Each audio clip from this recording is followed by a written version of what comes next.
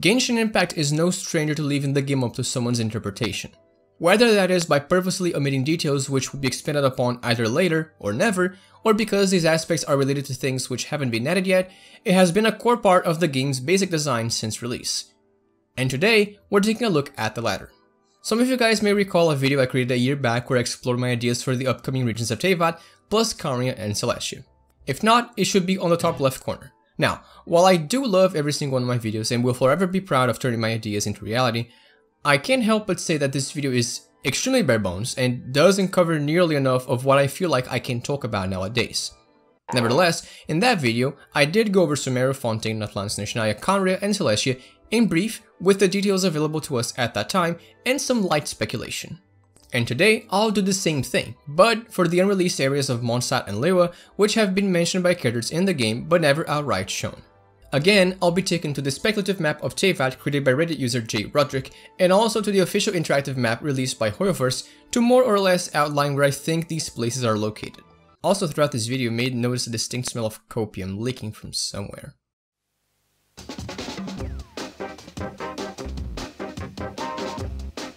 Starting off with what is perhaps the most famous and accessible area in Liyue, the Blackcliff Forge is located southwest of Liyue Harbor, and is perhaps the most important point of the game out of the ones mentioned in this video. The forge is currently a small area located close to the Golden House, with nothing but a few NPCs giving out their usual lines and a blocked off entrance, but its presence in the game's lore spans far more than just that. As the name implies, the Blackcliff Forge is the birthplace of the Blackcliff series, and not only that, but also the Prototype series and White Tassels. And despite what some may have had you believe prior to 3.0, no, this isn't the entrance to Sumeru. The Blackcliff Forge is named after the rare stone stocked there, the Blackcliff, which was found on the chasm and thereafter used on the Blackcliff weapons. Curiously, however, the Prototype series comes first in a chronological order, and in true Genshin Impact fashion, it has 30 lines of lore which no one may ever read apart from myself in the making of this video. The Prototype series, or as they were once called, just the Prototypes, were a collection of weapons designed by a figure called Yunhui, head of the Yun family's forge. You may recognize the name because this is actually Yunjin's family, generations before transitioning from weaponsmithing to performance arts. This collection of weapons was designed in the era posterior to the Cataclysm, that being approximately 500 years ago. The era of peace following the incident was still filled with monsters rampant across Teyvat, but also led to the resurgence of martial arts, which brought with it the demand for more new weapons. New weapons? Yes, new weapons.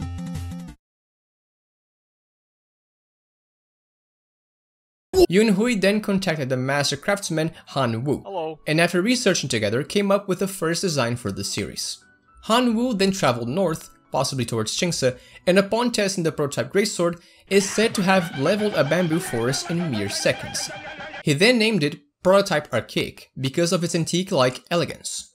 He also tried out the sword at Mount Tianheng, where upon letting it drop to the ground, formed a 12-inch/30cm deep hole. Thus, he named it Prototype Rancor, Destroyer of Rocks. The latter part of the name has been lost to time. The spear was once left to bask in the moonlight, and the following day, its tip was shining bright, leading to Yunhui giving it the name Prototype Star Glitter as it reminded him of a star. As for the bow, Han Wu sent trade caravans all over Liyue to gather materials in order to choose one for it. After settling on Cudrania wood and steel for the bow, and their missile branches for the string, it was named Prototype Crescent because of its similarities to the stage of the moon of the same name. And the catalyst is interesting. As you can see, it's kind of long, so allow me to summarize.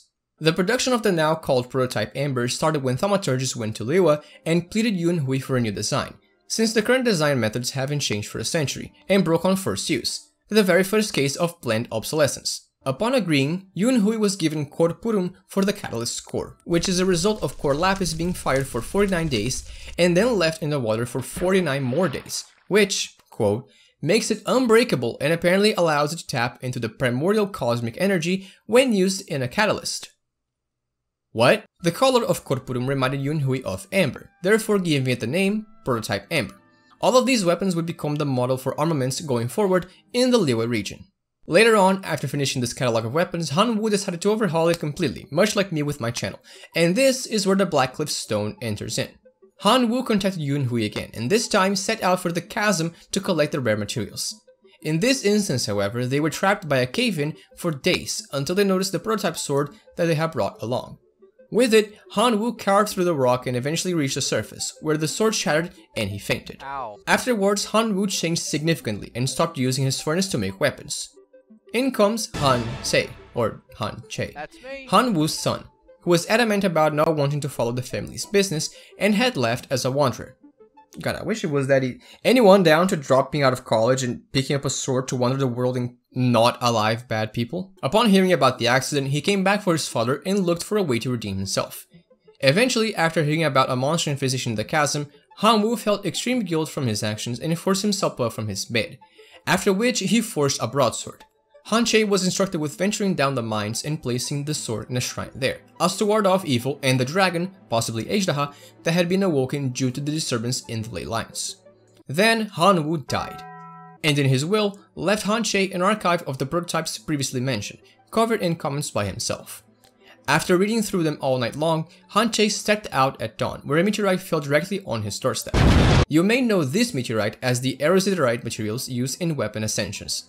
With this aerosiderite in hand, Han Sei took it and used it along with the remaining Blackcliff to craft a pole based on the prototype, the one we know today as the Blackcliff pole.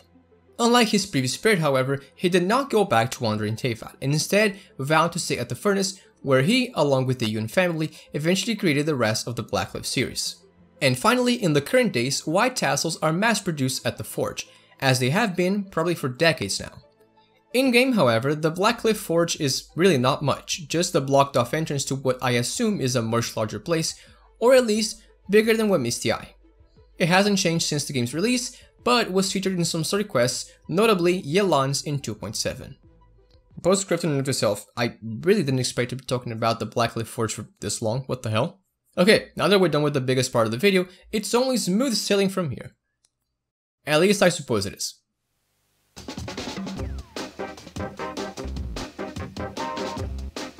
If I wasn't certain to be talking about the Blackcliff Forge for so long, I know for a fact that I don't have much to say regarding Qiaoying Village. Qiaoying Village is a village, located northwest of Liyue, possibly near Mount Aotang. It was properly introduced in 2.4, but I can't for the life of me find out by who, so the next best thing is to mention how Chadman Libin went there, as explained by himself in 2.6's Marvelous Merchandise. Libin's information about the place states that Qiaoying Village is pretty big in the tea industry, and is known Teyvat-wide for their exceptional quality. Some of the teas cultivated there include Qianheng Bohi and Qiaoying Floral Tea, which sound like great names. Gonna change my name to Bohi. And like many of the regions of Teyvat, it has its own annual ceremony, an annual tea serving ceremony using the wilted petals of spirits and flowers to prepare floral tea. The curious thing about Qiaoying Village though is that it's probably closer to being released than any of these areas, more than you would expect. Now all of this sounds like incoherent rambling, maybe, but try to view it this way. Liyue is more or less known for its tea. This is some really fancy tea though. What place in Teyvat is known for being fancy? That's right! Qiaoying Village borders a nation of Fontaine, as explained by Libin himself. In fact, Qiaoying Village sounds just like a mixture of Fontaine's way of life and Liyue's customs of drinking tea.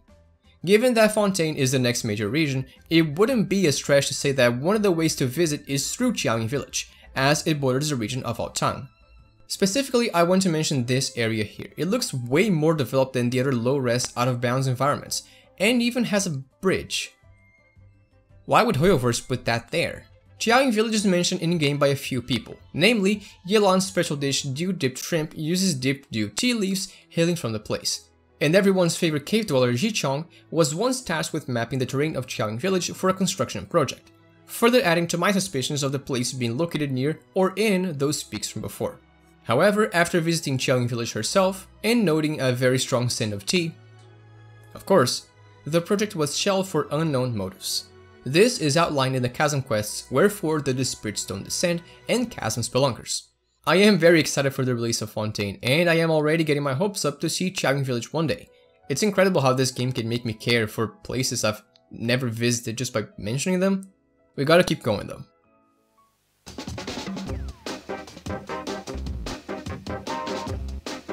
Well, if it isn't more evidence to support my theories. Chenyu Vale is an area located in, you guessed it, Liyue. specifically to the northwest of Liyue, and is a place famous for its many mountains and streams, and also for its tea products. Where have I heard that before? Yeah, it's a no-brainer to not think this area isn't in some capacity linked to Qiaoying Village. Unfortunately, however, not a single NPC ever mentions the Chenyu Vale, as it is featured only in the description of the echoes for an offering artifact set, making it the place we know the least about in this video. Apart from elaborating on Qiaoying Village, further establishing a connection, this artifact set's hat, the flowing rings, tell of a legend regarding the Chenyu Vale, which gave it this specific name. A priceless gem which no one had ever seen before was thrown in the depths of a lake in order to stop it from being stolen by a demon. The Chinese, Japanese, Vietnamese, and Korean translations of the game support this, by having the place's literal translation be Jade Sinking Valley or Canyon. The artifact set tells of other stories as well, such as the aforementioned yearly tea ceremony held in Qiaoying Village, or one where someone planted a tea tree when the owner of the mountain was yet to decide what to do there. After complaining, this owner too could imagine the scent of tea made from its leaves. After a long time, the master came back, but she had lost her fingers. I tried to make sense of this, and I failed. Anyway, it is also said that this sort of tea tree only grows lushly in Chenyu Vale. If this place is not near or directly inside Qiaoying Village, I'm going to riot.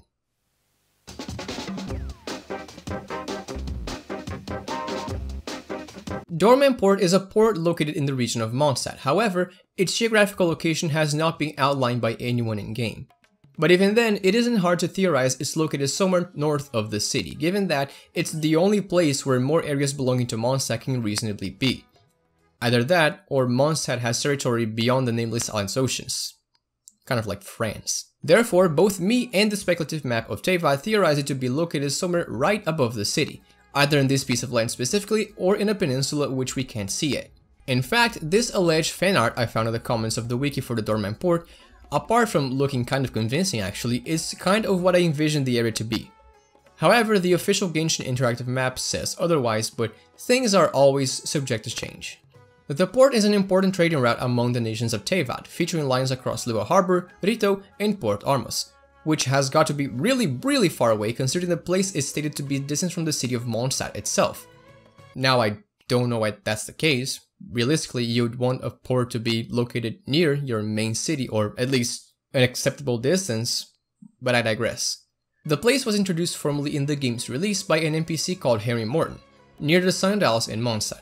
However, it wasn't until later on, specifically version 1.5, that it was elaborated on the location's purpose and connections to other nations.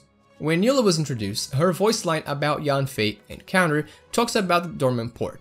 Specifically, Yanfei was once acting as a consultant for a merchant vessel carrying cargo that looked pretty normal, but it was actually pertaining to the Abyss Order, from Dornman Port to Liyue Harbor. Yanfei noticed something in it and began to investigate, putting herself in danger before Eula saved her life, as she was tracking down that specific cargo batch. They then worked together to investigate and capture the people responsible in the vicinity of Dornman Port. They've been in contact ever since. How great! Further on in 2.0, a worker at Dornman Port called Jones was recruited by the Kanjo Commission to be a sailor, only to arrive in Inazuma and discover he wouldn't be allowed to leave because of the Vision Hunt decree. After it was repealed, however, Jones returns to Mondstadt, but hasn't yet returned to Dornman, likely after being traumatized. And more recently, in 3.0, a trading route opened between Dornman Port and Port Ormus in Sumeru, where a trading company from Mondstadt plans on exporting fruit. The people of Sumeru are doubtful about the fruit's quality after such a long journey, however, as stated in the Port Ormus bulletin board. And finally, Eula mentions that during Wineless Fest, to accommodate for the amount of merchandise being consumed, it means that more merchant caravans are going from there to the city, which in turn means that she and her company take additional security measures on the occasion. Like Qiaoying Village, I am excited to see what miHoYo does with this area, as it seems way too important to leave aside, and also, they obviously haven't forgotten about its existence. Maybe a Mondstadt expansion is looming on the horizon, who knows? Hi, thanks for watching until the end of the video. I truly appreciate everyone who does. If you like my content, please consider subscribing, leaving a like, and helping with the algorithm by leaving a comment down below. If you'd like, I have more Genshin Impact content both released and in the works, so take a look if you so wish. Again, thanks for watching, and I'll see you next time. Take care!